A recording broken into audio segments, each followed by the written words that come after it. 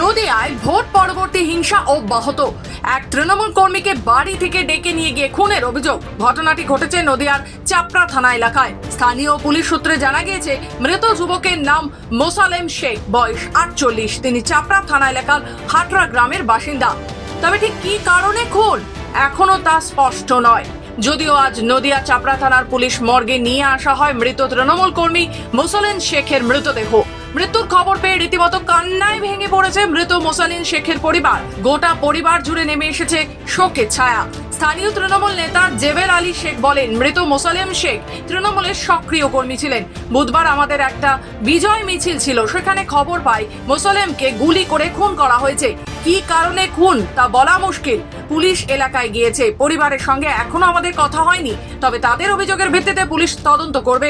এটা মর্মান্তিক ঘটনা। হঠাৎ আমি যেহেতু কালকে আমাদের রেজাল্ট আউট হয়েছে, আমাদের আজকে পিঁপড়াগাছি অঞ্চলে ফুলকলমি গ্রামে আমাদের একটা বিজয় মিছিল ছিল, বিজয় উৎসব।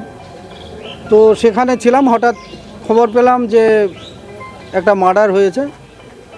তারপর আমরা হসপিটালে পৌঁছেছি, দেখলাম যে মার্ডারটা ওনার বাড়ি হাটরাতে।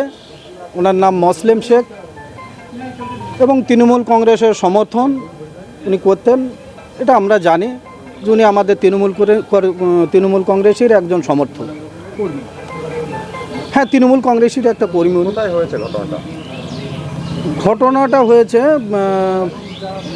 ভগবানপুর, ওখানে দইয়ের বাজার থেকে ভগবানপুর যাওয়ার রাস্তার মাঝখানে ওখানে কোথাও হয়েছে। আমি এখনও সঠিকভাবে বলতে পারছি না, কিন্তু শুনলাম ওখানে না ভগবানপুরের কাছাকাছি। কারণে খুন হলো বলতে পারবেন? না, এটা আমাদের পক্ষে এখন সম্ভব নয় কী কারণে খুন হলো সেটা বলার। পরিবার কিছু জানাচ্ছে আপনাদের কাছে? না, এখনও পর্যন্ত পরিবারের সঙ্গে আমাদের সেইভাবে কথা হয়নি। পরিবারের সঙ্গে অবশ্যই আমরা কথা বলবো এবং পরিবারের পাশে থাকবো আমরা। ইতিমধ্যেই গোটা ঘটনার তদন্তে নেমেছে নদিয়া চাপড়া থানার পুলিশ। নদিয়া থেকে সুদীপ বিশ্বাসের রিপোর্ট, খবর বাংলা।